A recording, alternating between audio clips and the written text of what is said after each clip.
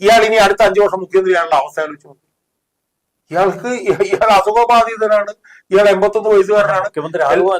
അല്ല, അയാൾ പിന്നെ എനിക്ക് പിന്നെ എന്റെ കാര്യം പിന്നെ കൂടുതലൊന്നും ചിന്തിക്കേണ്ടി വരില്ല. കേരളത്തിലെ പാർട്ടി അണികളും പാർട്ടി അനുഭാവികളും അവരുടെ മുന്നിൽ അടുത്ത തവണ പോളിംഗ് ബൂത്തിലേക്ക് പോകുമ്പോൾ അവരുടെ മനസ്സിൽ ഒരൊറ്റ ചിന്തയുണ്ടാവുള്ളൂ. കാരണം ശബരിമല കൊള്ളയെന്ന് പറഞ്ഞിട്ടൊരു അയ്യപ്പ സംഘം എന്ന് പറഞ്ഞ അഴിമതി ഒന്നും. അപ്പൊ ഇതുപോലുള്ളൊരു മനുഷ്യനെ മാത്രമേ ഉള്ളൂ CPM എന്ന് പറഞ്ഞ ഈ പാർട്ടിക്കകത്ത്. നമസ്കാരം, സ്വാഗതം. ശ്രീ KM ഷാജഹാൻ. നിയമസഭാ തെരഞ്ഞെടുപ്പ് തൊട്ടു മുന്നിൽ കഴിഞ്ഞ കുറെ കാലമായി കേരളത്തിൽ തികച്ചും ഒരു പിണറായി വിരുദ്ധത കൈക്കൊള്ളുന്ന ആളാണ് ശ്രീ KM ഷാജഹാൻ. നിയമസഭാ തെരഞ്ഞെടുപ്പിൽ വീണ്ടും അധികാര തുടർച്ച ഉണ്ടാകുമെന്നാണ് പിണറായി വിജയന്റെ മുന്നറിയിപ്പ്. ആ മുന്നറിയിപ്പിൽ എതിർ സ്വരങ്ങൾ സ്വന്തം പാളയത്തിൽ നിന്നില്ല. പ്രതിപക്ഷത്തു നിന്നുള്ള സ്വരത്തിന് പോലും പലപ്പോഴും ഒരു നേർത്ത സ്വഭാവം വരുന്നു. മറുവശത്ത് പിണറായി വിജയനെതിരെ അതിശക്തമായ ആരോപണങ്ങൾ നിരത്തി ഇനിയൊരു ഭരണ തുടർച്ച പിണറായി വിജയൻ ഇല്ല എന്ന് പ്രഖ്യാപിച്ചുകൊണ്ടാണ് അങ്ങ് പലപ്പോഴും വീഡിയോകളിൽ പ്രത്യക്ഷപ്പെടുന്നത്, മറുവശത്ത് പോരാട്ട ഭൂമികയിൽ കാണുന്നത്. എന്താണ് അങ്ങയുടെ ഈ പിണറായി വിരുദ്ധ ചിന്തയുടെ അടിസ്ഥാനം? എന്തുകൊണ്ടാണ് ഈ ഒരു പിണറായി വിരുദ്ധത അങ്ങിൽ ഇത്രയധികം രൂഢമൂലമായിരിക്കുന്നത്? സമയം എനിക്ക് അദ്ദേഹത്തെ സൂചിപ്പിക്കാനുള്ള ഒരു കാര്യം, ഞാനൊരു പിണറായി വിരുദ്ധനല്ല. കാരണം എന്താന്ന് വെച്ചാല് ഈ പിണറായി വിജയൻ എന്ന് പറയുന്ന ആ മനുഷ്യനെ ഒരു വ്യക്തിയായിട്ടല്ല ഞാൻ കാണുന്നത്. എന്റെ മുമ്പിൽ അയാൾ ഒരു സിമ്പലാണ്. പിണറായി വിജയൻ എന്ന് പറഞ്ഞാൽ ഒരു മാതൃകയാണ്. മാതൃക സിമ്പൽ എന്നുള്ള മാതൃകയായിട്ട് കാണണമെന്ന് എനിക്കറിയില്ല. എന്റെ മുമ്പിലുള്ള പിണറായി വിജയൻ എന്ന് പറയുന്നത് കേരളത്തിലെ 1964 മുതൽ രൂപീകരിച്ച് പ്രവർത്തിക്കുന്ന, കേരളത്തിൽ ഒരുപാട് വിപ്ലവകരമായിട്ടുള്ള മാറ്റങ്ങൾ ഉണ്ടാക്കിയിട്ടുള്ള ഒരു കമ്മ്യൂണിസ്റ്റ് പ്രസ്ഥാനത്തിന്റെ അന്തകനായിട്ടുള്ള ഒരു മനുഷ്യൻ. പക്ഷെ മറുവശത്ത് ഒരു കമ്മ്യൂണിസ്റ്റ് പാർട്ടി നേതൃത്വം കൊടുത്ത സർക്കാരിന് തുടർഭരണം ഒരുക്കിയ ഒരു നായകൻ കൂടിയാണ്, കപ്പിത്താൻ കൂടിയാണ്. ഞാനതിലേക്ക് വരാം. അപ്പൊ അതുകൊണ്ട് 1964 മുതൽ കേരളത്തിൽ നിലനിൽക്കുന്ന, കേരളത്തിലെ ഏറ്റവും വലിയ തൂണിലും തുരുമ്പിലുമുള്ള 5 ലക്ഷത്തിലധികം പാർട്ടി മെമ്പർമാരുള്ള ഈ പാർട്ടിയെ താൻ പ്രമാണിത്വം കൊണ്ടും അപ്രമാദിത്വം കൊണ്ടും തന്റെ അഹങ്കാരം കൊണ്ടും ജീർണതയുടെ പടുകുഴിയിൽ എത്തിച്ച ഒരു മനുഷ്യനോടുള്ള രോഷവും പ്രതിഷേധവുമാണ് എൻ്റെ പ്രതികരണങ്ങളിലൂടെ വരുന്നത്. ഇപ്പൊ ഞാൻ ഉദാഹരണത്തിന്, ഇപ്പൊ നമ്മൾ ഏറ്റവും പുതിയതായി ചർച്ച ചെയ്യുന്നത് ഈ യുവതി പ്രവേശമാണല്ലോ, ശബരിമല ആണല്ലോ. ആ വിഷയം മാത്രം സോയിമൺ എടുത്ത് നോക്കൂ. ആ വിഷയം ശരിക്കും CPM-ന്റെ ഒരു വാട്ടർലൂ ആയി മാറാൻ പോകുന്നുണ്ടെങ്കിൽ അതിന്റെ ഏക ഉത്തരവാദി ആരാ? സോയിമൺ ആലോചിക്കും. ഇപ്പം 2018 സെപ്റ്റംബറിൽ ഈ യുവതി പ്രവേശവുമായി ബന്ധപ്പെട്ട് വിധി വന്നു. അല്ല, കമ്മ്യൂണിസം പടുത്തുയർത്തിയ ഒരു ആശയ സംഹിതയുണ്ടല്ലോ, അത് വിശ്വാസങ്ങളിൽ ഊന്നിയല്ല, മനുഷ്യന്റെ. അല്ല, ഞാൻ അതിലേക്ക് വരുന്നത്, ഞാൻ പറഞ്ഞ പോയിന്റ് ഇത്രേ ഉള്ളൂ. ഈ കമ്മ്യൂണിസ്റ്റ് പാർട്ടി എന്ന് പറയുന്നത് പാർലമെന്റ് രംഗത്ത് പ്രവർത്തിക്കാൻ തീരുമാനിച്ചുകൊണ്ടാണല്ലോ അവര് അധികാരത്തിൽ മത്സരിക്കുന്നതും സർക്കാർ ഉണ്ടാകുന്നത്. ആയിരുന്നല്ലോ, ഒരുപാട് വിട്ടുവീഴ്ചകളും. അപ്പൊ 2018 സെപ്റ്റംബറിൽ ശബരിമല എന്ന് പറയുന്ന കേരളത്തിലെ 45% വരുന്ന വലിയൊരു മതവിഭാഗത്തിന്റെ മഹാക്ഷേത്രമായിട്ടുള്ള ശബരിമലയിൽ സ്ത്രീകൾ കയറുന്നതിനെതിരായിട്ട്, യുവതികൾ കയറുന്നതിനെതിരായിട്ട് നൂറ്റാണ്ടുകളായി നിലനിന്നിരുന്ന ഒരു ആചാരം ജനാധിപത്യ വിരുദ്ധവും ഭരണഘടനാ വിരുദ്ധമാണെന്ന് കോടതി പ്രഖ്യാപിച്ചു. ആണല്ലോ, ക്ലിയർ ആണ്. എന്നാൽ അത് ഉടനടി നടപ്പിലാക്കണമെന്നൊന്നും കോടതി പറഞ്ഞിരുന്നില്ല. ആ ഒരു വിധി അവർ പ്രഖ്യാപിച്ചു. സ്വാഭാവികമായ വിധി പ്രഖ്യാപിക്കുമ്പോൾ ഒരു ഭരണത്തിന് നേതൃത്വം കൊടുക്കുന്ന ഒരു ആളെന്നുള്ള നിലയിൽ പിണറായി വിജയൻ എന്ന് പറയുന്ന രാഷ്ട്രീയ നേതാവ് എടുക്കേണ്ട തീരുമാനം എന്തായിരുന്നു? തീരുമാനം എന്ന് പറയുന്നത് വളരെ അവധാനതയോടുകൂടി, വളരെ സൂക്ഷ്മതയോടുകൂടി, കേരളത്തിൽ സംഘർഷമുണ്ടാകാതെ, കേരളത്തിലെ പ്രധാനപ്പെട്ട മതവിഭാഗത്തിന്റെ പിന്നെ അവരുടെ ആചാരങ്ങൾ നഷ്ടപ്പെട്ടു പോകുന്നുണ്ട്, അവർക്കുണ്ടാകുന്ന വിഷയങ്ങളിൽ അവർ വ്രണപ്പെടാതെ ഇതിനെ എങ്ങനെ കൈകാര്യം ചെയ്യാം, ഇതാണ് അവധാനതയോടുകൂടി പ്രവർത്തിക്കുന്ന ഒരു രാഷ്ട്രീയ നേതാവ് ചെയ്യേണ്ടത്. എന്ന് പറഞ്ഞാൽ ഇങ്ങനൊരു വിധി വരുമ്പോൾ ആ വിധി CPM-നകത്ത് ചർച്ച ചെയ്യുക, CPM-ന്റെ സെക്രട്ടേറിയറ്റ് ചർച്ച ചെയ്യുക, CPM സംസ്ഥാന സമിതിയിൽ ചർച്ച ചെയ്തിട്ട് അതെങ്ങനെ കൈകാര്യം ചെയ്യണം. നമ്മുടെ ഗവൺമെന്റ് അധികാരത്തിലിരിക്കുകയാണ്. നമ്മുടെ വോട്ട് ബാങ്ക് തന്നെ ബഹുഭൂരിപക്ഷവും ഹിന്ദു വോട്ട് ബാങ്കാണ്. അപ്പൊ അതുകൊണ്ട് ആ നിലയിൽ ചർച്ച ചെയ്ത് കൊണ്ടുപോകുന്നതിന് പകരം തന്റെ വ്യക്തിഗത നേട്ടങ്ങൾക്ക് വേണ്ടി, ഞാനിപ്പോ ഇന്നത്തെ ഒരു വീഡിയോയിൽ പറഞ്ഞ പോലെ ഒരു രണ്ടാം ശ്രീനാരായണ ഗുരു ആകുക എന്നുള്ള ഒരു ലക്ഷ്യത്തോടു കൂടി സ്വയമേവ എടുത്ത ഒരു തീരുമാനം എന്ന് പറഞ്ഞാൽ നമുക്ക് ഓർമ്മയുണ്ടല്ലോ, അന്ന് വിധി വന്ന് മണിക്കൂറുകൾക്കുള്ളിൽ തന്നെ പറഞ്ഞു നടപ്പിലാക്കിയിരിക്കും എന്ന് പറഞ്ഞു. അവസാനം 2 സ്ത്രീകളെ വേഷപ്രസിഡന്റായി ഇവിടെ കൊണ്ടുവന്ന് കയറ്റി. അതായത് ചുക്കം പിടിച്ചവരൊക്കെ പിന്നീട് ഇപ്പോൾ ജയിലിൽ നിന്ന് പുറത്തിറങ്ങിക്കൊണ്ടിരിക്കുന്നു. കയറ്റിയത് പിന്നെ പിണറായി വിജയൻ തമ്പാനൂർ റെയിൽവേ സ്റ്റേഷനിൽ വന്ന് ഇറങ്ങിയപ്പോൾ പത്രക്കാർ കയറ്റിയിട്ടുണ്ടാവും, ശരിയായിരിക്കും എന്നൊക്കെ അയാൾ പറഞ്ഞൊക്കെ ഓർമ്മയില്ല. എന്ന് മാത്രമല്ല എല്ലാ ജില്ലയിലും നടന്ന് ഇതിനെതിരെ പറഞ്ഞത് ഞങ്ങൾക്ക് 10 വോട്ടും 10 സീറ്റും അല്ല ഞങ്ങൾക്ക് പ്രധാനം, ഞങ്ങൾക്ക് ജനാധിപത്യ മൂല്യങ്ങളും സ്ത്രീ സുരക്ഷയും സ്ത്രീ തുല്യതയുമാണ് എന്ന് പറഞ്ഞു. ആ തന്ത്രിയെ ചീത്ത വിളിച്ചതെല്ലാം നമ്മൾ ഓർമ്മയുണ്ട്. അല്ല, അതൊരു നവോത്ഥാന സങ്കല്പത്തിലൂന്നിയാണ്. സ്വയമന ഇതിനകത്തുള്ള പ്രശ്നം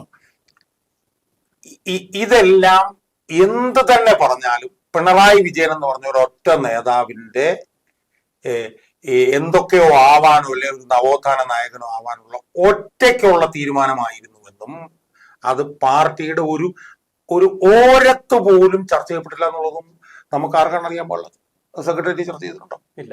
സീറ്റ് ഒരിടത്തും ചർച്ച ചെയ്തില്ല. അപ്പോ ഇയാളെ പോലെ ഇതുപോലൊരു താൻ പ്രമാണിയായിട്ടുള്ള നേതാവിന്റെ എടുത്തുചാടിയുള്ള തീരുമാനം കൊണ്ട് എന്താണ് സംഭവിച്ചത്? 2019 കട്ടിച്ചൊരു സീറ്റിലേക്ക് ഒതുങ്ങി. പക്ഷെ 21 ഭരണം പിടിച്ചു. അല്ല, അത് ഞാൻ പറഞ്ഞത് 2019 ഒരു സീറ്റിലേക്ക് ഒതുങ്ങിയതിന്റെ കാരണം എന്താണെന്നുള്ളതാണ് എന്റെ ചോദ്യം. ഭരണം പിടിച്ചില്ല എന്നുള്ളതല്ല.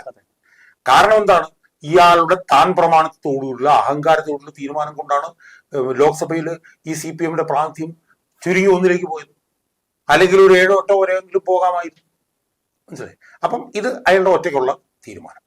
അതിനുശേഷം അയാൾ എടുത്തിട്ടുള്ളത് എല്ലാം ഒറ്റയ്ക്കുള്ള തീരുമാനങ്ങളാണ്. ഇപ്പൊ പാർട്ടിയുടെ നയം, പാർട്ടിയുടെ മതനിരപേക്ഷതയിൽ ഊന്നിയുള്ള നയത്തെ തകർത്ത് പാർട്ടി BJPയുടെ ഒരു B ടീമാണ് എന്നുള്ള നിലയിലേക്ക് പാർട്ടിയുടെ നയങ്ങൾ കൊണ്ടുവന്നെത്തിച്ചത് ആരാ? ഒറ്റ ആളല്ലേ. പിണറായി വിജയന്റെ കുടുംബ താല്പര്യം, മകളുടെ താല്പര്യം, പിണറായി വിജയന്റെ താല്പര്യമൊക്കെ സംരക്ഷിക്കുന്നതിന് വേണ്ടി മതനിരപേക്ഷതയിൽ ഊന്നിയുള്ള CPMന്റെ നയത്തെ തകർത്ത് തരിപ്പണമാക്കി കളഞ്ഞു ഒരാള്. എവിടെ ചർച്ച ചെയ്തു അയാൾ? രണ്ടാമത്തെ കാര്യം. മൂന്നാമത്തെ കാര്യം, നമുക്കറിയാം പാർട്ടി രൂപീകരിച്ച കാലം മുതൽ പാർട്ടിയുടെ പരമോന്നത പാർട്ടി സംസ്ഥാന സെക്രട്ടറി, ആ പാർട്ടി സംസ്ഥാന സെക്രട്ടറി ഒരു കരിയൽ, ഒരു കീറക്കടലാസ് ആയി പോകുന്ന നിലയിലേക്ക് അയാൾ കൊണ്ടുപോയി. അല്ല, അത് ഒരു പക്ഷേ പാർട്ടി സെക്രട്ടറിയുടെ കഴിവില്ലായ്മ കൊണ്ടാവാം. കോടിയേരി പാർട്ടി സെക്രട്ടറി ആയിരുന്നപ്പോൾ കുറച്ചുകൂടി ഫലപ്രദമായി പാർട്ടിയുടെ കാര്യങ്ങളിൽ ഇടപെടുമായിരുന്നു. സുഖമാണ്. ഞാനൊരു കാര്യം പറയാം. പിന്നീട് MP ഗോവിന്ദനെ പോലുള്ളവർ, അതായത് ഇയാൾ പാർട്ടി, ആർക്കാണ് അറിയാൻ പാടില്ലത്? ഇയാൾ പാർട്ടി സെക്രട്ടറി ആയതിനെ തുടർന്ന് പാർട്ടി സെക്രട്ടറിയുടെ അധികാരം കൂടി അയാളങ്ങ് കൊണ്ടുപോയി എന്നുള്ളത് ആർക്കാണ് അറിയാൻ പാടില്ലാത്തത്? ഇപ്പം കോടിയേരി ബാലകൃഷ്ണനും MP ഗോവിന്ദനും ഒന്നും ആ തരത്തിലുള്ള ഒരു അതോറിറ്റി ഉള്ള നേതാക്കന്മാരല്ലായിരുന്നു. ശരിയായിരുന്നു. അല്ല, അവരൊക്കെ പിണറായി വിജയന്റെ ഒരു ഉപകാരം എന്നുള്ള നിലയിൽ പാർട്ടി സെക്രട്ടറി ആയി വന്നവരാണ്. ആണ്. അതേസമയം പിണറായി വിജയനെ കൈപിടിച്ചുയർത്തി ആ സ്ഥാനത്തേക്ക് കൊണ്ടുവന്ന ആരാ? അച്യുതാനന്ദനല്ലേ? ആ അച്യുതാനന്ദനെ പോലും മറികടന്ന് പോയ ആളാണ് പിണറായി വിജയൻ.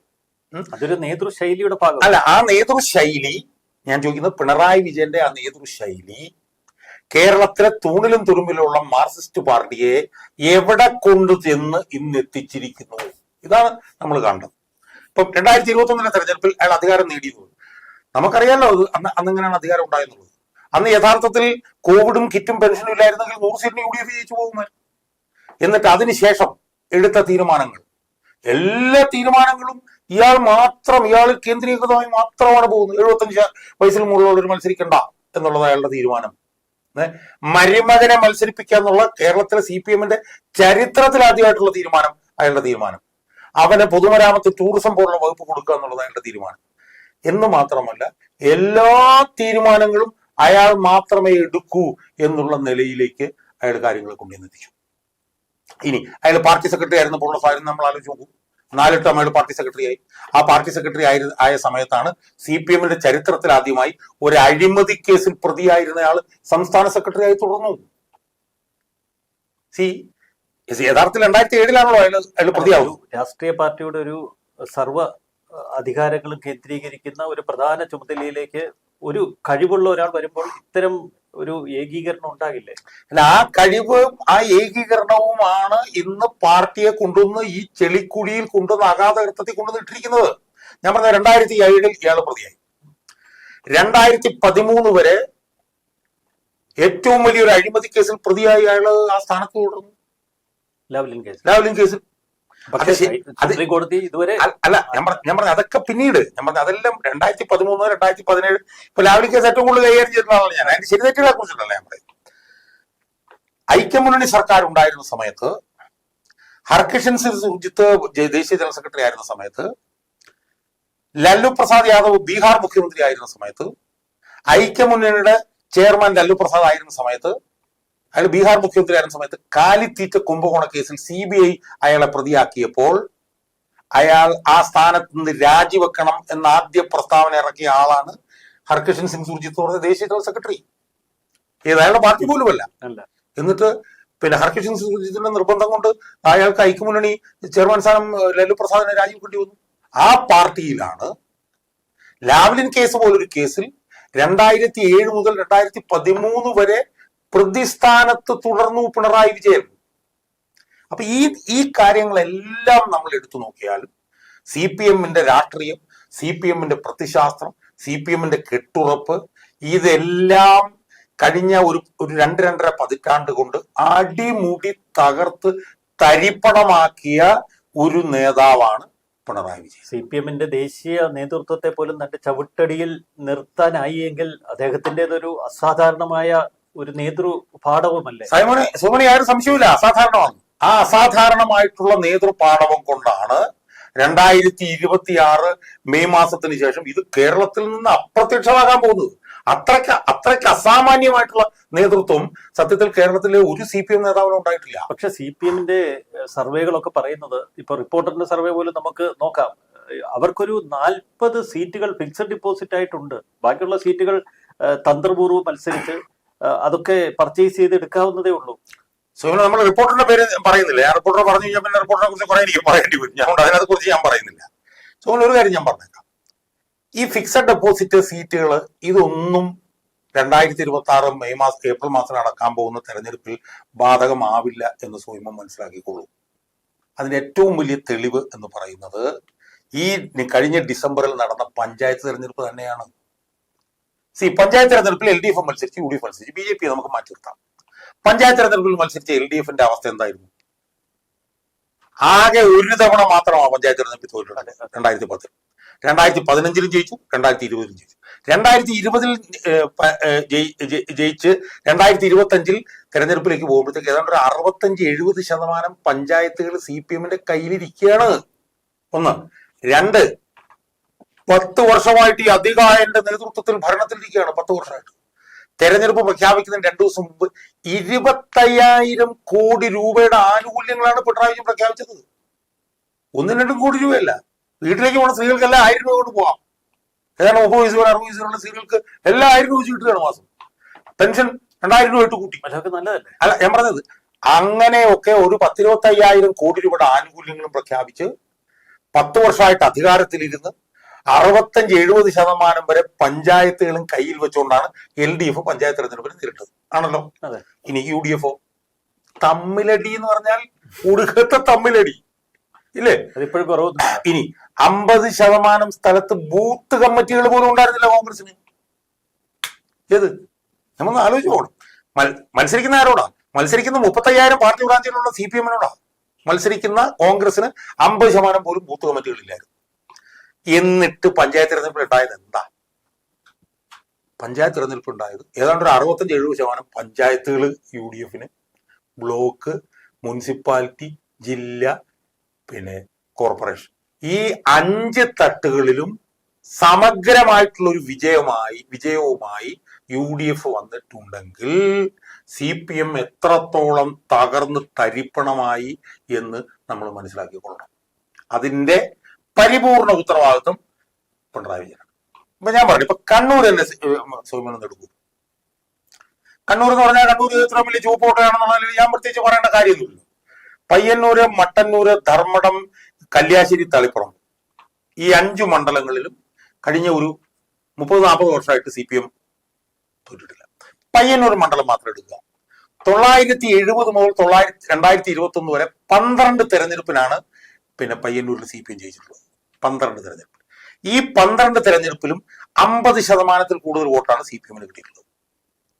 2021 ആ മണ്ഡലത്തിൽ 62% വോട്ടാണ് CPM കിട്ടിയത്. എന്നുവെച്ചാൽ 93,000 വോട്ട്, അതായത് ഒരു നിയമസഭാ മണ്ഡലത്തിൽ ഏതാണ്ട് 1,00,000 വോട്ട്. അവിടെ പയ്യന്നൂർ മുനിസിപ്പാലിറ്റിയിലെ 36-ാം വാർഡിൽ വൈശാഖൻ എന്ന് പറഞ്ഞ ഒരു CPM വിമതം മത്സരിച്ചു. എന്നുവെച്ചാൽ ഇത്രയും വലിയ ചോപ്പ് കോട്ടയാണ്. 50 വോട്ട് പോലും കിട്ടുകയെന്ന് CPM 50 വോട്ട് പോലും കിട്ടുന്നു.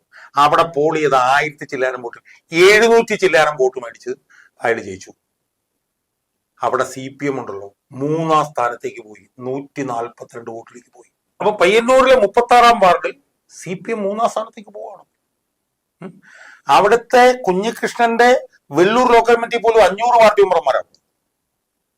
അപ്പൊ കണ്ണൂരത്തെ CPM പോലും ആടി ഉലയുകയാണ്. മട്ടന്നൂരിലും ഇപ്പൊ ധർമ്മടത്ത് തന്നെ, ധർമ്മടത്ത് 50,000 ചില്ലാനം വോട്ടിനാണ് പിണറായി വിജയൻ ജയിച്ചത് 2021. 2024 4,000 വോട്ടായിട്ട് പോകും. അതുകൊണ്ട് ഇപ്പൊ ഉണ്ടായിക്കൊണ്ടിരിക്കുന്ന ഒരു ഷിഫ്റ്റ് എന്ന് പറയുന്നുണ്ടല്ലോ, അത്യഭൂതപൂർവമായിട്ടുള്ള ഒരു ഷിഫ്റ്റാണ്. മലബാറിൽ വിരലിൽ എണ്ണാവുന്ന സീറ്റേ CPM ഉണ്ടാവും. അല്ല, ഇത് തദ്ദേശ ഭരണ തെരഞ്ഞെടുപ്പിലെ മാനദണ്ഡമാക്കി മാത്രം ഒരു പിണറായി വിരുദ്ധതയിലേക്ക് നമുക്കിതിനെ കൂട്ടിക്കെട്ടാൻ കഴിയുമോ? ഒരു 10 വർഷമായി ഭരണത്തിൽ തുടരുന്ന ഒരു LDF സർക്കാർ, പ്രാദേശികമായി പല പ്രശ്നങ്ങളും ഉണ്ടാകാം. പക്ഷെ നിയമസഭാ മണ്ഡലങ്ങൾക്ക് ചില പ്രത്യേകത. 2011 ഡീലിമിറ്റേഷന് ശേഷം പല മണ്ഡലങ്ങളും CPM-നും LDF-നും ഒക്കെ അനുകൂലമായി നിൽക്കുന്ന ഒരു അന്തരീക്ഷമുണ്ട്. അപ്പോൾ പഞ്ചായത്ത് തലത്തിലുള്ള ഒരു റിസൾട്ട് ആകുമോ നിയമസഭാ തെരഞ്ഞെടുപ്പിൽ? സോമന, ഞാൻ അതൊന്നും പറയുന്നില്ല. നമ്മളിതൊന്നും പറഞ്ഞില്ലെങ്കിൽ പോലും, സോമൻ ഈ പറഞ്ഞ കാര്യങ്ങളൊന്നും പറഞ്ഞില്ലെങ്കിൽ പോലും ഇവിടെ പല തെരഞ്ഞെടുപ്പിലും പല റിസൾട്ടുകൾ തന്നെയാണ് വരാറ്. അതിലൊന്നും ഒരു സംശയമില്ല. നിയമസഭ ആവട്ടെ, പഞ്ചായത്താവട്ടെ, ലോക്സഭ ആവട്ടെ, എല്ലാം വ്യത്യസ്തമാണ് വരാം. പക്ഷെ ഈ പഞ്ചായത്ത് തിരഞ്ഞെടുപ്പിലെ ഫലത്തിനെ സ്വാധീനിച്ച ഘടകങ്ങൾ എന്ത്? ഇപ്പൊ ഈ പഞ്ചായത്ത് തെരഞ്ഞെടുപ്പിൽ ഒരാളും പറഞ്ഞില്ല CPM തോക്കും. കോൺഗ്രസ്സുകാർ പോലും പറഞ്ഞില്ല. കൊല്ലത്തൊക്കെ CPM-കാരൻ കോൺഗ്രസ്സുകാരനെ ഞെട്ടിപ്പോയി. കൊല്ലം കോർപ്പറേഷനിൽ 21 സീറ്റാണ് CPM-ൽ നിന്ന് പിന്നെ UDF പിടിച്ചെടുത്തത്. എന്തുവാണിത് എന്ന് വിചാരിച്ചു. കാരണം ഏറ്റവും സുസജ്ജമായ പാർട്ടി ഉള്ള സ്ഥലമാണ് കൊല്ലം. അപ്പം പഞ്ചായത്ത് തെരഞ്ഞെടുപ്പിലെ ഫലത്തിനെ സ്വാധീനിച്ച ഘടകങ്ങൾ എന്ത്? ഈ ഘടകങ്ങളിലേക്ക് നമ്മൾ നോക്കുമ്പോഴാണ് CPM-ന് ഒട്ടും ശുഭകരമല്ലാത്ത ഘടകങ്ങളാണ് വർക്ക് ചെയ്തുകൊണ്ടിരിക്കുന്നത് എന്ന് നമ്മൾ ബോധ്യപ്പെടുന്നത്. അങ്ങ് നേരത്തെ പിണറായി വിജയന്റെ ഒരു ഏകാധിപത്യ ശൈലി, ധാർഷ്ട്യം, ഈ മേഖലകളെ കുറിച്ച് പരാമർശിച്ചു. ഇത് രണ്ടും മാത്രമാണോ പിണറായിയെ ഒരു ജനവിരുദ്ധനാക്കി മാറ്റിയത്? സോമനെ, അതില് ധാർഷ്ട്യം, ഏകാധിപത്യം അതൊന്നും ചെറിയതല്ല, അതൊക്കെ വളരെ വളരെ വലുതാണ്. പക്ഷെ അതിനേക്കാളൊക്കെ ഉപരി ഇയാള് പാർട്ടിയിൽ സംസ്ഥാന സെക്രട്ടറി ആയിരുന്ന സമയത്തും അതിനുശേഷം മുഖ്യമന്ത്രിയായ സമയത്തും പാർട്ടിയിൽ ഉണ്ടായിട്ടുള്ള പ്രതിശാസ്ത്രവും രാഷ്ട്രീയപരമായിട്ടുള്ള ഒരു അതിഭീകരമായിട്ടുള്ള ഒരു ജീർണതയുണ്ട്. പക്ഷെ മറുവശത്ത് പൊട്ടിത്തെറികളില്ല, പാർട്ടിയിൽ പിളർപ്പില്ല, നേതാക്കളുടെ അപശ്രുതിയില്ല. എല്ലാം ഒരു കേഡർ സ്വഭാവത്തിൽ നിയന്ത്രിക്കാനും അതിനെ ഒരു മിലിറ്റന്റ് ശൈലിയിൽ കൊണ്ടുപോകാനും അദ്ദേഹത്തിന് കഴിയുന്നില്ലേ? ഇതിലൊന്നും എനിക്ക് ആരും തർക്കമില്ല. ഇത് തന്നെയാണ് ബംഗാളിൽ സംഭവിച്ചത്. ബംഗാളിലും 35 വർഷം ഭരിച്ചു. വളരെ ഉജ്ജ്വലമായിട്ടുള്ള നേതൃത്വം, ജ്യോതിബാസുന്റെ നേതൃത്വം, പിന്നെ ബുദ്ധദേവ് ഭട്ടാചാര്യയുടെ നേതൃത്വം, പിന്നെ ബിമൻ ബസുവിന്റെ നേതൃത്വം, ഒരു പിടി നേതാക്കന്മാരെ കുറിച്ച് നമുക്ക് അവിടെ പറയാം. സോമൻ ഈ പറഞ്ഞതെല്ലാം അവിടെ ഉണ്ടായിരുന്നു. ഒറ്റ വോട്ടർ അങ്ങ് പൊട്ടിയിട്ട് എന്ത് സംഭവിച്ചെന്നറിയാമോ? 2011 മറ്റാണ് പൊട്ടിയത്. ഇപ്പൊ ഒരു MLA ഇല്ല അവിടെ. ഒരു MLA ഇല്ല എന്ന് പറഞ്ഞാൽ ഇവിടെയും ഒരു അഗ്നിപർവ്വതം. സംശയമൊന്നും ആ കാര്യത്തിലില്ല. എനിക്ക് ഒരു സംശയവും കാര്യത്തിലില്ല. അതിന്റെ ഒരു ചേണിങ് ആണ് സോയ്മോനി പറഞ്ഞ കാര്യങ്ങളെല്ലാം. അതായത് അതൃപ്തിയില്ല, പ്രശ്നമില്ല, പുറമേക്കൊന്നും കാണിക്കുന്നത്, ഇതെല്ലാം അകത്ത് കിടക്കുന്ന ഒരു ചേണിങ് ഉണ്ടല്ലോ. ബംഗാളിൽ ഉണ്ടായ ഒരൊറ്റ പൊട്ടലും ഒരു ഒഴിപ്പോക്കും ഉണ്ട്. ആ ഒഴിപ്പോക്കിലേക്കാണ് ഇവിടെ പോകുന്നത്. ആ ഒഴിപ്പോക്കിലേക്ക് അത് എത്തിക്കഴിയുമ്പോൾ നമുക്ക് നന്ദി പറയാൻ ഒരാളെ ഉണ്ടാവുള്ളൂ. താങ്ക്സ് ടു പിണറായി വിജയൻ എന്ന് നമ്മൾ പറയേണ്ടി വരും. കാരണം ആ ഒരൊറ്റയാളുടെ താൻ പ്രമാണിത്വം, അയാളുടെ അഹങ്കാരം, അയാളുടെ എന്തൊക്കെയോ ഏകാധിപത്യം, ധാർഷ്ട്യം, ഇതെല്ലാം മാത്രമാണ്. ഇപ്പൊ ഞാൻ ഒരു കാര്യം പറയാം. അല്ല, മറുവശത്ത് തെരഞ്ഞെടുപ്പ് പടിവാതിൽക്കൽ നിൽക്കവേ ഈ മന്ത്രിസഭയ്ക്കെതിരെ ഒരൊറ്റ അഴിമതി ആരോപണം പോലും പ്രതിപക്ഷവും ഇപ്പോൾ ഉന്നയിക്കുന്നില്ല. പ്രതിപക്ഷം അത് ജനങ്ങളുടെ മുന്നിൽ കൊണ്ടുവരുന്നുമില്ല. അതെ, അതായത് ഈ CPM-നെ സംബന്ധിച്ചിടത്തോളം ഉണ്ടല്ലോ, ഇപ്പൊ CPM-ന്റെ പ്രചരണം എന്ന് പറഞ്ഞാൽ വികസനം, വികസനം 10 വർഷം കൊണ്ടുള്ള അതിഭീകരമായിട്ടുള്ള വികസനം തുടരും. അതെ, 10 വർഷമായിട്ടുള്ള അതിഭീകരമായിട്ടുള്ള വികസനം. പക്ഷെ ഇവർക്കൊന്നും മനസ്സിലാവാത്തൊരു കാര്യം, CPM-ൽ നിന്ന് CPM അനുഭാവികൾ, അണികളും ജനങ്ങളും പ്രതീക്ഷിക്കുന്നത് വികസനമല്ല. വികസനം അവർക്ക് വേണമെങ്കിൽ UDF-ന്റെ കയ്യിൽ നിന്ന് കിട്ടും. പക്ഷെ വേറെ ചില കാര്യങ്ങൾ കമ്മ്യൂണിസ്റ്റ് പാർട്ടികളിൽ നിന്ന് ജനം പ്രതീക്ഷിക്കുന്നുണ്ട്. ക്ഷേമ പ്രവർത്തനങ്ങളും അതെല്ലാം UDF ആയാലും കിട്ടും. ഇപ്പൊ ഉമ്മൻചാണ്ടി ആയിരുന്നപ്പോൾ ഉമ്മൻചാണ്ടി ഇതൊക്കെ ചെയ്തതാണ്. 5 വർഷം കൂടെ ഭരിച്ചിരുന്നെങ്കിൽ ഉമ്മൻചാണ്ടി ഇതൊക്കെ ചെയ്തതാണ്. ഇനി വികസനത്തിന്റെ കാര്യം നോക്കിയാൽ പോലും ഉമ്മൻചാണ്ടി ഈ 5 വർഷം കൊണ്ട് പിന്നെ അല്ല എന്റെ പോയിന്റ്, ഉമ്മൻചാണ്ടി ഇറങ്ങി പോകുമ്പോ 5 വർഷം കൊണ്ട് ഉമ്മൻചാണ്ടിക്ക് എടുത്തു പറയാമായിരുന്ന ഒരു കാര്യം 10 വർഷമായിട്ട് ഇവർക്കില്ല. ഇവർക്കും പറയാവുന്ന എന്തൊക്കെയാണ്? കേന്ദ്ര ഗവൺമെന്റ് ഭാഗത്തുണ്ടെന്ന് ഗെയിൽ പൈപ്പ് ലൈൻ, അല്ലെങ്കിൽ വിഴിഞ്ഞം, അല്ലെങ്കിൽ ഹൈവേ, എല്ലാം പകുതി ക്രെഡിറ്റ് കേന്ദ്ര സർക്കാർ ബാക്കി ഉമ്മൻചാണ്ടി. അല്ല, ആയിക്കോട്ടെ, എന്തായാലും പകുതി ക്രെഡിറ്റ് കേന്ദ്ര സർക്കാർ. 10 വർഷം ഭരിച്ചിട്ടും ഇവർക്ക് ഇവരുടേതായിട്ട് പറയാൻ ഒന്നുമില്ല. ഞാൻ വികസനത്തിന്റെ കാര്യം ഞാൻ പറയാം. ഇപ്പം ഉമ്മൻചാണ്ടിക്ക് വിഴിഞ്ഞൊന്നും അല്ലെങ്കിൽ അല്ല, ഞാൻ പറഞ്ഞ അത്രേ ഉള്ളൂ. മെട്രോ റെയിൽ, ഇതുപോലെ പല സാധനം ഇയാൾക്ക് ഒന്നും പറയാനില്ല. അതുകൊണ്ട് അതവിടെ നിൽക്കണ്ട, നമുക്ക് പിന്നീട് വേറെ അവസരത്തിൽ ചർച്ച ചെയ്യാം വികസനത്തിന്റെ മേഖലയിൽ എന്തുകൊണ്ടെന്നുള്ളത്. അവിടെ നിൽക്കണം. പക്ഷേ ഇടതുപക്ഷത്തിൽ നിന്ന് ജനം പ്രതീക്ഷിക്കുന്നത് വേറെ ചിലതൊക്കെ ഉണ്ട്. വേറെ ചിലതൊക്കെ കൂടെ പ്രതീക്ഷിച്ചിട്ടാണ് ഇടതുപക്ഷത്തിനും പിണറായി വിജയനും ഒക്കെ ജനം അധികാരത്തിൽ കയറ്റിയത്. അതിലെല്ലാം ഉണ്ടല്ലോ ഇടതുപക്ഷ അണികൾ അതിഭീകരമായിട്ടും ഉള്ള അസ്വസ്ഥതയിലാണ്. ഇപ്പൊ അഴിമതി ആരോപണങ്ങളൊന്നുമില്ല എന്ന് സോയിമൻ പറഞ്ഞു. അഴിമതി ആരോപണങ്ങൾ പാർട്ടിക്കെതിരെ ഇല്ല, പക്ഷെ അഴിമതി ആരോപണങ്ങൾ ഇയാൾക്കെതിരായിട്ടാണുള്ളത്. ഇയാൾക്കെതിരെ ഉണ്ട്, ഡോളർ കേസ് ഉണ്ട്, അല്ലെങ്കിൽ സ്വർണ്ണക്കള്ളക്കടത്ത് കേസ്. അതൊന്നും അന്വേഷിച്ചിട്ട് അല്ല, ഞാൻ പറഞ്ഞത് അതെല്ലാം തന്നെ അന്വേഷിച്ചിട്ട് എന്തുകൊണ്ടാണൊന്നും തെളിയാത്തതെന്ന് പാർട്ടി അണികൾക്ക് നല്ലപോലെ അറിയാം. ഇപ്പൊ നരേന്ദ്രമോദി അവിടെ ഇല്ലായിരുന്നുവെങ്കിൽ ഒരു സംശയവും വേണ്ട, പിണറായി വിജയൻ ജയിലഴിക്കുള്ളിൽ കിടന്നേനെ. ഒരു സംശയവും അക്കാര്യത്തിലില്ല.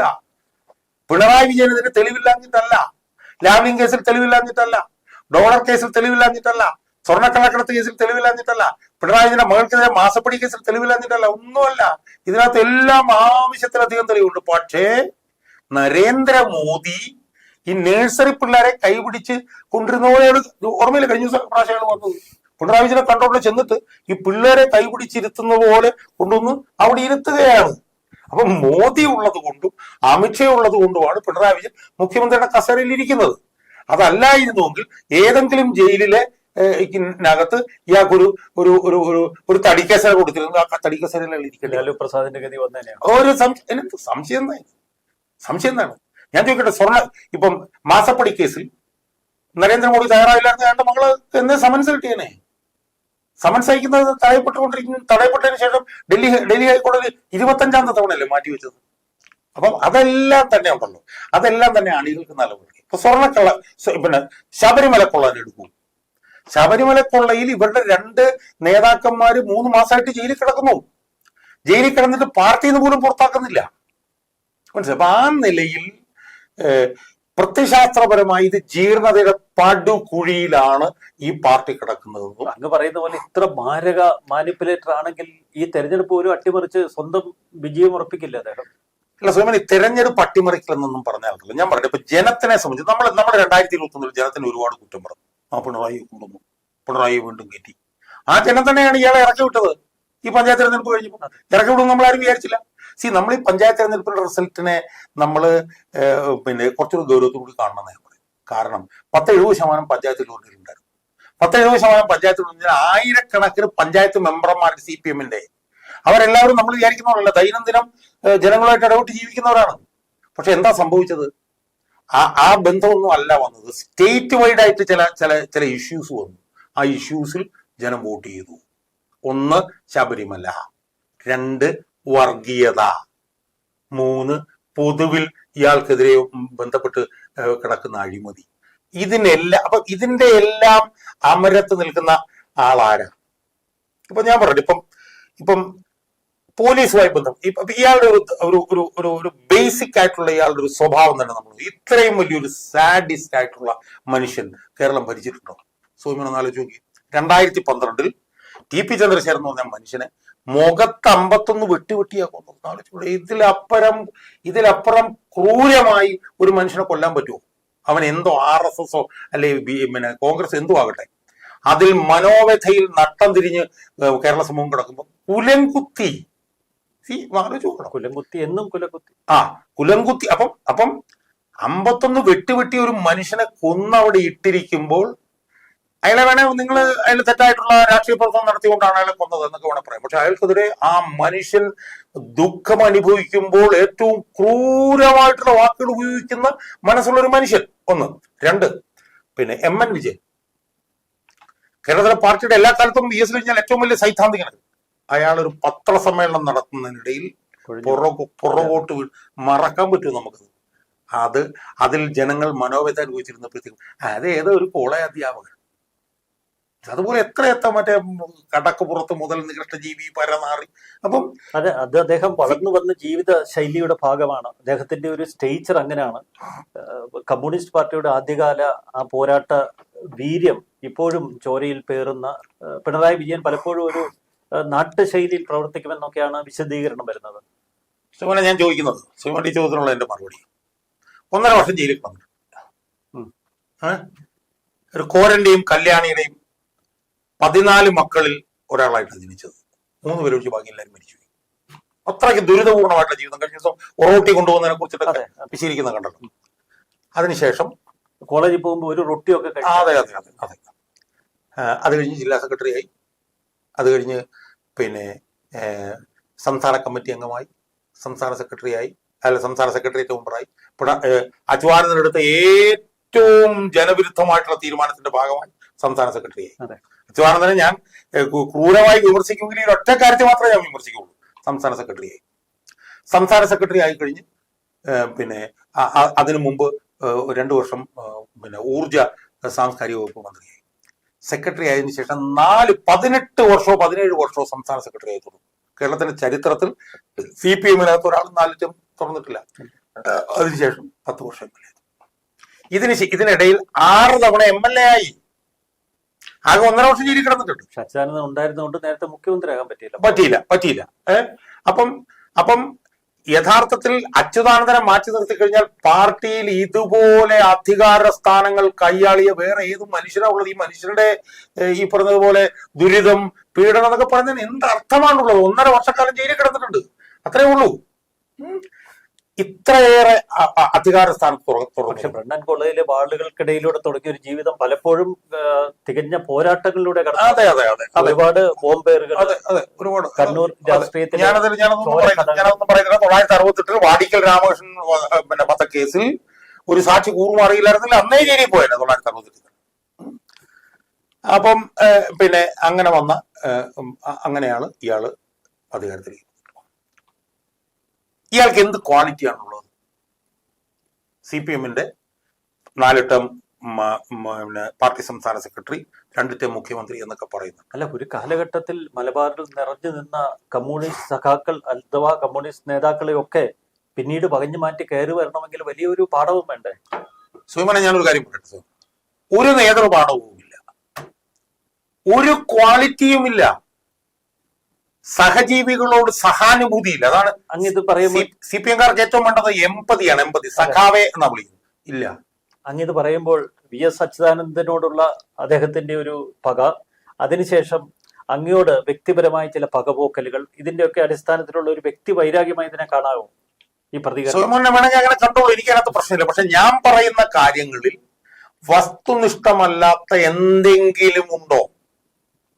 ഇപ്പം ഉമ്മൻചാണ്ടിയെ നമ്മൾ ഓർമ്മിക്കുന്നത് എങ്ങനെയാ? അദ്ദേഹത്തിന്റെ ജനകീയത, കാരുണ്യം. നടന്നു പോകുമ്പോഴത്തേക്ക് ഉമ്മൻചാണ്ടി എന്ന് പറഞ്ഞിട്ട് 5 വയസ്സുള്ള ഒരു കുട്ടി വിളിക്കുമ്പോൾ അല്ല ഓഫീസിലെ ജനക്കൂട്ടം അല്ലെ? അതെ. എന്റെ ഭാര്യ ഒരു ദിവസം കാണാൻ ചെല്ലുമ്പോഴത്തേക്ക് ഒരുത്തന്റെ പുറത്ത് ഇങ്ങനെ വെച്ചിട്ടാണ് ഇങ്ങനെ ഈ നിവേദനം എഴുതി. പക്ഷെ അവിടെ പിണറായി പറയുന്നത് അതല്ല അഡ്മിനിസ്ട്രേഷൻ. പിണറായിയിലേക്ക് ഞാൻ വരികയാണ്, ഇതൊന്ന് പറയാൻ എന്നെ അനുവദിക്കും. ജനസമ്പർക്ക പരിപാടിയിൽ 17 മണിക്കൂർ ഒറ്റക്കാലിൽ നിന്ന ഉമ്മൻചാണ്ടി വീട്ടിൽ പിന്നെ ഉറങ്ങുന്നതിന്റെ തലയിനടിയിൽ ഇത്ര ഒരു മൊബൈൽ ഫോൺ വെക്കുന്ന ഉമ്മൻചാണ്ടി. ജനകീയ പരിപാടി കഴിഞ്ഞ് വീട്ടിൽ ചിലപ്പോൾ കാല് മന്ത് വന്നതുപോലെ വീർത്തിരിക്കുന്നു എന്ന അദ്ദേഹത്തിന്റെ അങ്ങനെയാണ് നമ്മൾ ഉമ്മൻചാണ്ടി പോകുന്നത്. പക്ഷെ പിണറായി വിജയൻ നമ്മൾ ഓർക്കുന്നത് അങ്ങനെയാണ്.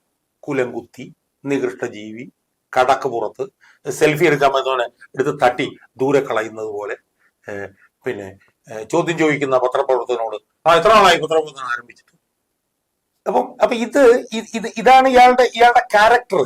ഒരിടത്ത് ജനകീയത, മറ്റൊരിടത്ത് അഡ്മിനിസ്ട്രേഷൻ കപ്പാസിറ്റി എന്ന് സ്വയമം പറയും. പക്ഷെ ഞാൻ പറയും ഒരിടത്ത് ജനകീയത, ഒരിടത്ത് തനി ക്രാസ് ഏകാധിപത്യം. സത്യത്തിൽ ഞാൻ സ്വയമോട് ഞാൻ പറയാം, അടുത്ത തെരഞ്ഞെടുപ്പ് തീരുമാനിക്കാൻ പോകുന്ന ഒരേ ഒരു വിഷയത്തിലായി, ഒരൊറ്റ വിഷയം, പിണറായി വിജയൻ വേണോ വേണ്ടയോ. ഇപ്പൊ ഞാൻ പറയട്ടെ, എന്താണ് പിണറായി വിജയൻ ഇനിയും മത്സരിക്കുന്നത്? പിണറായി വിജയൻ ഞാൻ ചോദിക്കുന്ന ഒരു സെനിലിറ്റിയുടെ അടുത്ത് എത്തിയില്ലേ? വേറൊരാളില്ല. സ്വയമനം ഞാൻ ചോദിക്കുന്നത്, പിണറായി വിജയൻ ഒരു സെനിലിറ്റിയുടെ അടുത്ത് എത്തിയില്ലേ? അല്ല, കേരളത്തിന്റെ ഒരു പ്രത്യേകതയുണ്ട്. വിവിധ സമുദായങ്ങള്, വിവിധ സാംസ്കാരിക പൈതൃകം പേർന്നവര്, അവരെ ഏകോപിപ്പിച്ച് മുന്നോട്ട് കൊണ്ടുപോകണമെങ്കിൽ വളരെ ഒരു ഏകാധിപത്യ ശൈലിയിൽ പ്രവർത്തിക്കുന്ന ഒരു നേതാവിനെ വേണം, ഒരു ഭരണാധികാരിയെ വേണം. അപ്പൊ ആ ഒരു നേതൃപാഠവും ഉള്ളത് പിണറായി വിജയനാണ് എന്ന് CPM വിശ്വസിക്കുന്നു. അതെ, എന്ന് പറഞ്ഞാൽ എല്ലാരെയും ഒരുമിപ്പിച്ച് കൊണ്ടുപോകുന്ന ആളാണ് അല്ലെ? എല്ലാരെയും ഒരു മുഖത്തേക്ക്, അതെ, എല്ലാവരെയും ഒരു മുഖത്തിൽ കൊണ്ടുപോകുന്ന ആളാണ് പിണറായി വിജയൻ. ശരിയാണ്. ഈ പട്ടിയും പൂച്ചയും സിംഹത്തിനെയും പുലിയെയും കഴുതയും എല്ലാം കൂടി ഒരുമിച്ച് കൊണ്ടുപോകുന്ന ആളാണ്. മറുവശത്ത് 100 കഴുതകൾ നയിക്കുന്ന ഒരു കൂട്ടത്തേക്കാൾ ഒരു സിംഹം നയിക്കുന്ന. അതെ അതെ അതെ അതെ അങ്ങനെയാണ് പറയുന്നത്. ഞാൻ ചോദിക്കുന്നത്, ഇയാൾക്ക് 81 വയസ്സായി, എന്തോ മാറാരോഗം ഉണ്ടെന്ന് കേൾക്കുന്നു. എന്താണെന്ന് നമുക്കറിയില്ല. എന്തായാലും രോഗാതുരനാണ്, അതിൽ സംശയമൊന്നുമില്ല. അല്ല, രോഗം ഒരു കുറ്റമല്ല. അല്ല, രോഗം കുറ്റമല്ല, രോഗാതുരനാണ്. കുറ്റമല്ലെങ്കിൽ രോഗാതുരനാണ്, രോഗിയാണ്. രോഗത്തിന് തന്നെ ഏതാണ്ട് 1 കോടി രൂപ കൂടുതൽ ചെലവഴിച്ചു എന്നൊക്കെ കേൾക്കുന്നു. പച്ച മലയാളത്തിൽ പറഞ്ഞാൽ മര്യാദയ്ക്ക് ആളുകളോട് പെരുമാറുകയില്ല. അതാണ് പച്ച മലയാളത്തിൽ ഞാൻ പറയുന്നത്. ധാർഷ്ട്യത്തിന്റെ, ഏകാധിപത്യത്തിന്റെ ആൾ രൂപം, സഹജീവികളോട് ഒരു സഹാനുഭൂതിയില്ല, അഴിമതിക്കാരെ സംരക്ഷിക്കുക, തല പിന്നെ ചെടിച്ചട്ടി കൊണ്ട് അടിച്ചു പൊട്ടിച്ചിട്ട് ജീവൻ രക്ഷാ പ്രവർത്തനമാണെന്ന് പറയുക, പോലീസുകാരന് എന്ത് വൃത്തികേട് കാണിച്ചു കഴിഞ്ഞാലും അവരുടെ ആത്മവീര്യം തകർക്കില്ല എന്ന് പറയുക, ക്രാസ് വർഗീയത പറഞ്ഞു നടക്കുന്നവരെ കാറിൽ കയറ്റിക്കൊണ്ട് നടക്കുക, പിന്നെ പച്ചയായ അങ്ങേ അറ്റത്തെ അഴിമതി പ്രോത്സാഹിപ്പിക്കുക. അഴിമതി ഒന്നും ഉയർന്നു വരുന്നില്ല. അതെ, ഉയർന്നു വരുന്നില്ല. അപ്പൊ ഉയർന്നു വരുന്ന അഴിമതി ചിലപ്പം ശോഭനെ സംബന്ധിച്ച് കാണാഞ്ഞിട്ടായിരിക്കാം. കാരണം ശബരിമല കൊള്ളയെന്നും പറഞ്ഞിട്ടൊരു അഴിമതി വന്നു. ആഗോള അയ്യപ്പ സംഘം എന്ന് പറഞ്ഞ അഴിമതി വന്നു. അല്ല, കണക്ക് തെറ്റിപ്പോയത്. അതെ അതെ അതെ അതെ അത് ജനങ്ങൾക്കെല്ലാം നല്ലപോലെ അറിയാം. അപ്പൊ ഇതുപോലുള്ളൊരു മനുഷ്യനെ മാത്രമേ ഉള്ളൂ CPM എന്ന് പറഞ്ഞ ഈ പാർട്ടിക്കകത്ത്. നേതൃഗുണമുള്ളവരും സംഘാടകരും നല്ല വിവരവും വിദ്യാഭ്യാസവും ഉള്ളവരും ഇംഗ്ലീഷ് നല്ലപോലെ അറിയാവുന്നവരും. അല്ല, ഞാൻ പറഞ്ഞ എത്രയോ ആളുകൾ അതിനകത്തുണ്ട്. ഞാൻ പറഞ്ഞ ഇയാൾക്ക് എന്തെങ്കിലും ഒരു ലജ്ജയോ ഒരു അല്പമെങ്കിലും ബാക്കി ഉണ്ടായിരുന്നെങ്കിൽ ഇയാൾ എന്തായാലും ചെയ്യേണ്ടിയിരുന്നത്. ഇയാൾ പിന്മാറിയിട്ട് അവിടെ ഒരു വനിതയെ കൊണ്ടുവന്നുണ്ടായിരുന്നു. However it may be. 50% കേരളത്തിൽ വനിതകളാണല്ലോ. തദ്ദേശ സംവരണ തെരഞ്ഞെടുപ്പിൽ 50% സ്ത്രീകൾക്ക് റിസർവേഷൻ കൊടുത്തതും CPM ആണല്ലോ. ഈ CPM-നകത്ത് ഇപ്പോഴും 2 ഏരിയ സെക്രട്ടറിമാരാണ് വനിതകൾ. അല്ല, അത് പിണറായി മറുപടി പറഞ്ഞിട്ടുണ്ട്, ഞങ്ങളുടെ പാർട്ടിയെ കുറിച്ച് നിങ്ങൾക്ക് ഒരു ചുക്കും അറിയില്ലെന്ന്. അല്ല, ഞാൻ പറഞ്ഞു അതുപോലും അയാൾ എങ്ങനെയാ പറയുന്നത്? ഒരു ചുക്കും അറിയില്ല. പുച്ഛം, പരിഹാസം, ധാർഷ്ട്യം, ഏകാധിപത്യം, ഇതൊക്കെയാണ് ഇയാളുടെ മുഖമുദ്രകൾ. ഒരുപക്ഷെ VS കഴിഞ്ഞാൽ കേരളത്തിൽ ഏറ്റവും കൂടുതൽ VS ശരിക്കും ഒരു തവണ മുഖ്യമന്ത്രി ആയിട്ടുള്ളൂ. പക്ഷെ അതല്ലാതെ ഏറ്റവും കൂടുതൽ അധികാര സ്ഥാനങ്ങളിൽ പാർട്ടിയിലും പിന്നെ പാർലമെന്റ് രംഗത്ത് ഇരുന്നിട്ടുള്ളത് ഇയാളാണ്. ഇയാൾ ഇനി അടുത്ത 5 വർഷം മുഖ്യമന്ത്രിയാണുള്ള അവസ്ഥ ആലോചിച്ചു. ഇയാൾ അസുഖബാധിതനാണ്. ഇയാൾ 81 വയസ്സുകാരനാണ്. ആയാൽ ഒരു സംശയമുണ്ട്. അല്ല, ആയാൽ പിന്നെ എനിക്ക് പിന്നെ എന്റെ കാര്യം പിന്നെ കൂടുതലൊന്നും ചിന്തിക്കേണ്ടി വരില്ല. കാരണം ഇപ്പൊ ആയപ്പോ തന്നെ 8 ദിവസം ഞാൻ ജയിലിലായിരുന്നു. ഇപ്പൊ ആയപ്പോ തന്നെ എന്നെ പൊക്കിയെടുത്ത് അറസ്റ്റ് ചെയ്ത് വീട്ടിലിറങ്ങി അവിടെ പോലീസ് സ്റ്റേഷനിൽ കൊണ്ടുവന്നിട്ടു. ഇപ്പൊ ആയപ്പോ തന്നെ എന്റെ വീട്ടിൽ വന്ന് പിന്നെ റെയ്ഡ് നടത്തി. അപ്പൊ ഇനി ഒരു തവണ കൂടെ ആയാൽ പിന്നെ ഞാനൊന്നും ഈ ഭൂലോകത്ത് പിന്നെ ഉണ്ടാവില്ല എന്നുള്ളതേ ഉള്ളൂ. പിണറായി വിജയൻ ജനങ്ങളോട് കരുതൽ ഉള്ള സർക്കാരാണെന്ന് പറയുന്നത് അതുകൊണ്ടാണ്. അല്ല, അതങ്ങനെ തന്നെയാണ്. കരുതലാണല്ലോ നമ്മളിപ്പോ കണ്ടുകൊണ്ടിരിക്കുന്നത്. അപ്പൊ അതുകൊണ്ട് ഒരു കാരണവശാലും ഞാൻ സോയിമോനോട് ഈ 40 സീറ്റ് എന്നൊന്നും പറയുന്ന ഒന്നും നിലനിൽക്കില്ല എന്ന് ഞാൻ പറയുന്നതിന്റെ കാരണം എന്താണെന്ന് വെച്ചാൽ കേരളത്തിലെ പാർട്ടി അണികളും പാർട്ടി അനുഭാവികളും അവരുടെ മുന്നിൽ അടുത്ത തവണ പോളിംഗ് ബൂത്തിലേക്ക് പോകുമ്പോൾ അവരുടെ മനസ്സിൽ ഒരൊറ്റ ചിന്തയേ ഉണ്ടാവുള്ളൂ. ആ പോളിംഗ് ബൂത്തിൽ അവര് എവിടെ കുത്തേണ്ടതെന്ന് ആലോചിക്കുമ്പോൾ ഒരൊറ്റ ചിന്തയോട് കൂടിയേ പാർട്ടി അണികളും പാർട്ടി അനുഭാവികളും കുത്തുന്നത് പിണറായി പോകണം, തീർന്നു. ഇതല്ലാതെ വേറെ ഒന്നും അവര് ചിന്തിക്കില്ല. പിന്നെ യു ഡി എഫിന്റെ ഒരു കോണവും കൊണ്ടല്ല UDF-ന് 100 കൂടുതൽ സീറ്റ് കിട്ടാൻ പോകുന്നത്. ആ സീറ്റ് എല്ലാം അവർക്ക് ഉണ്ടാക്കി കൊടുക്കുന്നത് പിണറായി വിജയനാണ്. അതുകൊണ്ട് പിണറായി വിജയനോട് UDF നന്ദി പറയണം. പിണറായി വിജയൻ മാറിയിരുന്നെങ്കിൽ ചിലപ്പം അധികാരത്തിന് അടുത്ത് വരെ LDF എത്തുമായിരുന്നു. അപ്പൊ അടുത്ത UDF സർക്കാർ അധികാരത്തിലെത്തിയാൽ ആര് മുഖ്യമന്ത്രി ആയാലും മുഖ്യമന്ത്രിയുടെ ഓഫീസിൽ പിണറായി വിജയന്റെ ഒരു ഫോട്ടോ കൂടി വെക്കണം. ഒരു സംശയം വേണ്ട. എല്ലാ MLA-മാരും അവരുടെ വീട്ടിൽ പിണറായി വിജയന്റെ ഒരു ഫോട്ടോ വെക്കണം. ഞാൻ പറഞ്ഞപ്പോ ഇന്നലെ തന്നെ നമ്മളത് കൂടെ പറഞ്ഞത്, ഇന്നലെ തന്നെ പിണറായി വിജയൻ നടത്തിയ ഇന്നിപ്പോ പുറത്തുനിന്ന് ആ പ്രസംഗമില്ല. ആ പ്രസംഗം കൊണ്ട് തന്നെ എത്ര വോട്ടാ UDF-ന് കൂടുന്നു? നവകേരള സദസ് നവകേരള സർവ്വ തള്ളിയപ്പോൾ അത് പച്ചയ്ക്ക് വന്നിട്ട് ഉദ്യോഗസ്ഥന്മാരുടെ കൂടെയാണ് നമുക്ക് 3-ാം ഭരണം വേണം. എന്തൊരു ആഗ്രഹമല്ല. അല്ല ഞാൻ പറഞ്ഞത് ആഗ്രഹമാണ്. പക്ഷെ അത് പിന്നെ ഉദ്യോഗസ്ഥന്മാരെ അങ്ങനെ പറയാൻ പറ്റുമോ? ഉദ്യോഗസ്ഥന്മാർ 3-ാം ഭരണം വരാൻ വേണ്ടി ഇരിക്കുന്നവരല്ലോ. അല്ല, തെരഞ്ഞെടുപ്പ് ഇതുവരെ ഡിക്ലെയർ ചെയ്തിട്ടില്ല. ഇലക്ഷൻ ചട്ടം വന്നില്ല. അല്ല, ഇലക്ഷൻ ചട്ടം വരുന്നതിന് മുമ്പും 3-ാം ഭരണം ഉണ്ടാക്കുന്നതല്ല ഉദ്യോഗസ്ഥന്മാരുടെ ചുമതല. ഏത് അപ്പം എല്ലാ ദിവസവും അയാള് UDF-ന് വോട്ട് കൂട്ടിക്കൊണ്ടിരിക്കുകയാണ്. അതുകൊണ്ട് പിന്നെ പിണറായി വിജയനെ 3-ാം തവണ മുഖ്യമന്ത്രിയാക്കാൻ അല്ലെങ്കിൽ മുഖ്യമന്ത്രി സ്ഥാനാർത്ഥിയാക്കി എന്ന് CPM തീരുമാനിച്ചോ അന്ന് ഈ CPM-ന്റെ അന്ത്യ കൂതാശ കഴിഞ്ഞു എന്നാണ് ഞാൻ വിശ്വസിക്കുന്നത്. അതുകൊണ്ട് പിണറായി വിജയനെതിരായിട്ടുള്ള എന്റെ സമരം വ്യക്തിക്കെതിരായിട്ടുള്ള സമരമല്ല, അത് പിണറായി വിജയൻ പ്രതികരിക്കുന്ന ഒരു ജീർണ പിന്നെ കമ്മ്യൂണിസ്റ്റ് പിന്നെ ഒരു സംസ്കാരത്തിന് ഒരു പ്രതിശാസ്ത്രത്തിനെതിരായിട്ടുള്ള സമരമാണ്. ഈ അവസാനമായിട്ട് എനിക്കൊരു കാര്യം പറയുന്നത്, ആ സമരം ഞാൻ ഈ യഥാർത്ഥത്തിൽ 2021 മുതൽ ഇന്നീ നിമിഷം വരെ തുറന്നിരിക്കുന്ന ഈ സമരം അത് ജയത്തിന്റെ വക്കിലെത്തി നിൽക്കുന്നു എന്നുള്ളതാണ് എനിക്ക് ഏറ്റവും അഭിമാനകരമായി തോന്നുന്നത് എന്ന് എനിക്ക് സൂചിപ്പിക്കാം.